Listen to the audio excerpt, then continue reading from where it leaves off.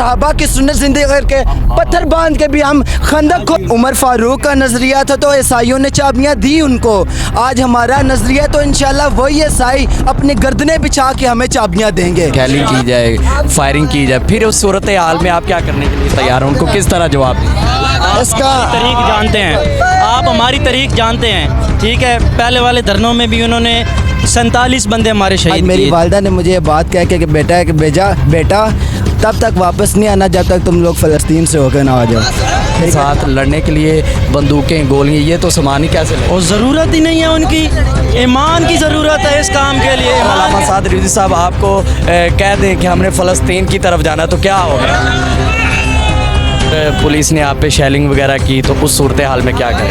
गर्दनें रखी भी हजूर के लिए हैं। हाँ जी, बेशक मार दें, फ़लस्तीनी कितने शहीद हो, कोशिश करके देख लें। बिस्मिल्लाहिर्रहमानिर्रहीम, अस्सलाम वालेकुम नाज़रीन, आपका मेज़बान सैयद हसनैन बुखारी, आप देख रहे हैं अलर्ट पाकिस्तान। तो नाज़रीन, इस वक्त हम फैज़ाबाद के जो है रोड पर मौजूद हैं, जहाँ पे बाबा जी ने एक दफ़ा मंज़र सजाया था। आज उनके लख्ते जिगर अलामा हाफ़िज़ साद हुसैन रिज़वी साहब ने वही मंज़र दोबारा फिर दोहरा दिया है।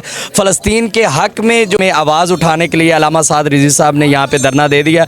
और आप सब जानते हैं कि धरना किस वजह से दिया गया है। हुकूमत साफ़ पीने का पानी का इंतज़ाम किया गया, यहाँ पे तमाम तहरीक लब्बई के लिए सहूलियात मुहैया की गई हैं। और इस वक्त जो है यहाँ पे कैंप भी लगाए गए हैं बहुत बड़ी तादाद में। और रूह है, थक जाता है बंदा। आप थके नहीं हैं? ये बाबे जी का करंट है, ये थकने वाला तो है ही नहीं है ना। आपने क्या बात कर दी? आपके अंदर ही करंट है या सबके अंदर करंट है? ये आज भी साढ़े बाबा जी दी, क्या बात है। हाँ, ये आपकी सोच है। मोहतरम की ज़ियारत हो जाए, सारी थकावटें उतर जाती हैं। अल्लामा साद रिज़वी की ज़ियारत कर रहे तो थकावट उतर? बिल्कुल जी, बिल्कुल। अच्छा, जब एक दफ़ा हुजूर का नाम लेते हैं ना, लब्बैक या रसूल अल्लाह, तो लोगों के दिल से जंग उतर जाता है। तो ज़रा लगे और कुफार को पता चले कि भाई हुजूर के गुलाम बैठे हुए हैं। लब्बैक लब्बैक लब्बैक या रसूल अल्लाह, लब्बैक लब्बैक लब्बैक या रसूल। नाजरीन, यहाँ पे बच्चा तो बच्चा, बड़े तो बड़े, बूढ़े तो बूढ़े, यहाँ पे सभी के जो है वो हौसले बुलंद हैं। आखिर क्या वजह है? इश्क़ रसूल की वजह से। और मुझे ये बताओ कि अगर हुकूमत आपके मुतालबे पूरे नहीं करती तो आप तब तक इधर ही बैठे रहेंगे? इंशाअल्लाह इधर ही बैठे रहेंगे। अच्छा, इंशाअल्लाह। अगर पुलिस ने आप पे शेलिंग वगैरह की तो उस सूरत हाल में क्या करें? अल जिहाद, अल जिहाद। ये गर्दनें रखी भी हजूर के लिए हैं। हाँ जी, बेशक मार दें, फ़लस्तीनी कितने शहीद हो, कोशिश करके देख लें। अच्छा नाजरीन, मैं अब किस किस को कैप्चर करूं? मैं, आप, मेरा कैमरामैन भी जो है वो दिखा नहीं पाएगा। इतने उशाकान रसूल के जज्बे बुलंद है। वो कह रहे हैं ये गर्दन हमने रखी किस लिए यार, हैं? ये गर्दनें हमने रखी किस लिए? हजूर के लिए, अपने दीन के लिए। ये जज्बे जो है आप कहाँ से लेके आएंगे, मुझे ये बताएं। आखिर हुकूमत क्या चाहती है? इतने बड़े मुतालबात नहीं है जो अलामा साद रिज़वी साहब ने रखे हैं, जायज़ मुतालबात हैं, इनको फिलफौर पूरा करना चाहिए ताकि यहाँ से जो उशाकान रसूल है वो हंसी खुशी अपने घरों के वापस जाएं। हम सिर्फ यही दिखाना चाह रहे हैं कि यहाँ पे इतनी बड़ी तादाद में इस वक्त यहाँ पे उशाकान रसूल मौजूद है, लेकिन किसी मीडिया वाले ने इन्हें कवरेज नहीं किया, किसी ने इन्हें दिखाया नहीं है। इससे पहले मेरे ख्याल से फ़लस्तीन के लिए किसी जमात ने इतना बड़ा जो है वो मिलियन मार्च, ट्रिलियन मार्च कहेंगे इसे, किसी ने नहीं निकाला होगा। तो आप देख रहे हैं ये सारे मंज़र आपको दिखाए और सुबह से लेके अब तक आपको जो है वो अपडेट दे रहे हैं। तो आप सारा मंज़र देख रहे हैं। इस वक्त उशाकान रसूल के हौसले अभी भी बुलंद है। अगर मेरे ख्याल से अगर अलामा साद रिज़वी साहब आपको कह दें कि हमने फ़लस्तीन की तरफ जाना तो क्या होगा?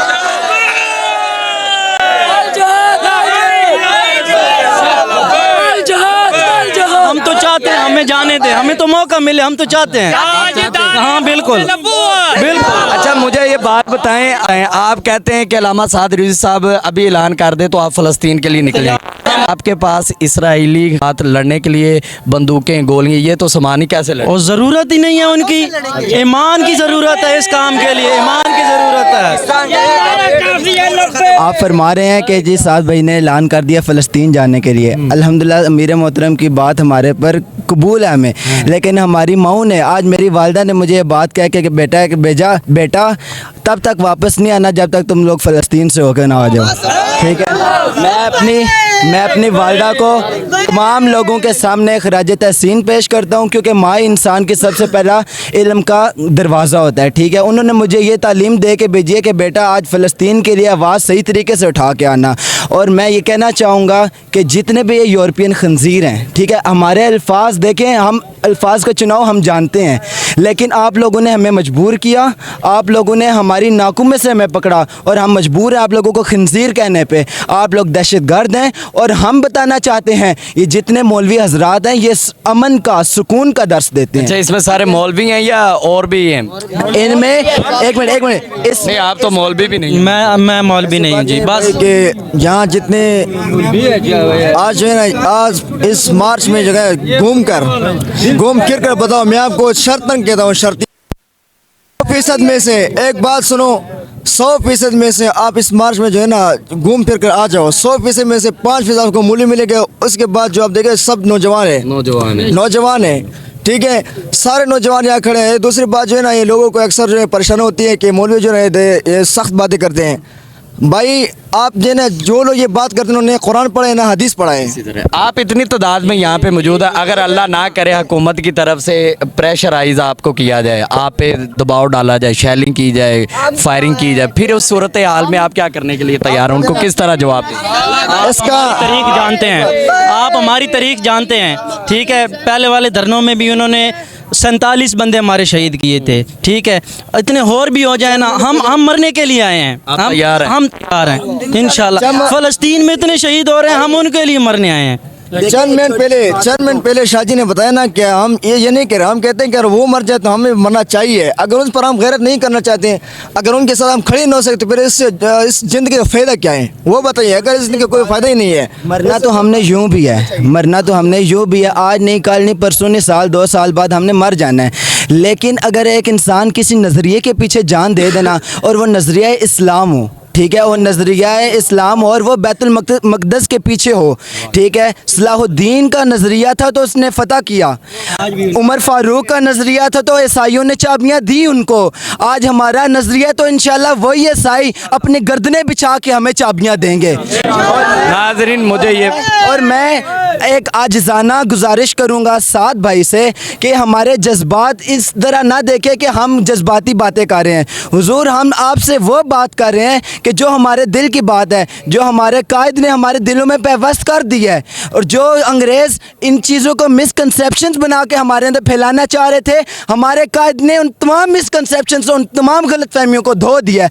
अल्हम्दुलिल्लाह अब हम सच्चे हुजूर के ग़ुलाम हैं। और हम अल्हम्दुलिल्लाह मैं एक चीज़ दिखाना चाहूँगा, दिखाने के लिए नहीं है, आज हमने सहाबा की सुन्नत ज़िंदगी करके पत्थर बांध के भी हम खंदक खोदी थी सहाबा ने, ठीक है, पत्थर बांधी थी। हुजूर ने फरमाया था कि रोटी नहीं है तो पत्थर बांध लो, सहाबा ने ये अमल करके दिखाया। आज सहाबा की सुन्नत जिंदा करने के लिए हम जिंदा हो गए। अच्छा, ये पत्थर आपने भूख की वजह से बांधा है? आपने खाना नहीं खाया? एक अर्ज करता हूँ, साद भाई ने भी फरमाया कि 50 देगे भी आने वाली हैं, ठीक है। एक इश्क मस्ती है, कहते हैं ये जबरो कहर नहीं है, इश्क मस्ती है, ये जबरो कहर। आप मुझे ये बताएं कि ऐसे जज्बे और ऐसा इश्क कहाँ से लाएंगे यार? ये